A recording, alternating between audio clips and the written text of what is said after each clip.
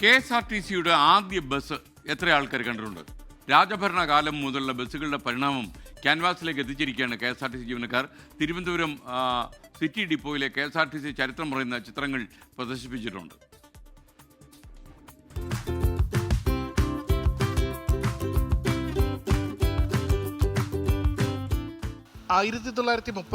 Thiruvithamkoor state transport department ആരംഭിക്കുന്നു. ഇംഗ്ലണ്ടിൽ നിന്ന് ഇറക്കുമതി ചെയ്ത കോമറ്റ് ഷാസിയിൽ പെർക്കിൻസൺ ഡീസൽ എഞ്ചിൻ ഘടിപ്പിച്ചുള്ള ആദ്യ ബസ്സുകൾ.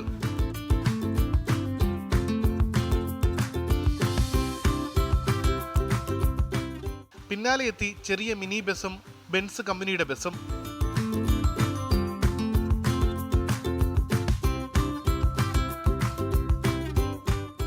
KSRTC ആയി മാറിയ ശേഷമുള്ള ആദ്യ ബസ്സും ഡബിൾ ഡെക്കർ ഉൾപ്പെടെയുള്ള അപൂർവ ബസ്സുകളുടെ പെയിന്റിങ്ങുകളും പ്രദർശിപ്പിക്കുന്നുണ്ട്.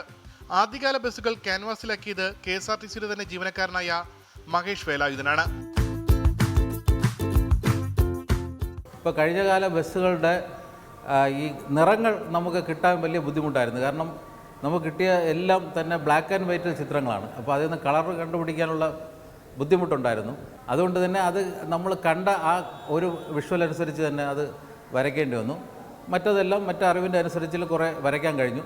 ഇപ്പോഴും കുറച്ച് അറിവുണ്ട്. അതനുസരിച്ച് കുറച്ച് ചിത്രങ്ങളുടെ കൂടെ പണിപ്പുരയിലാണ്.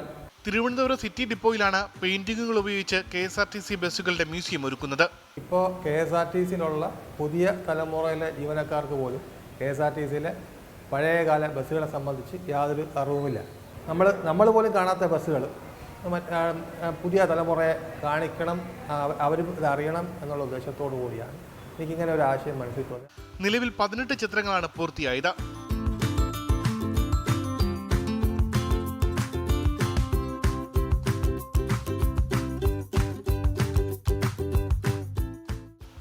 തിരുവനന്തപുരം.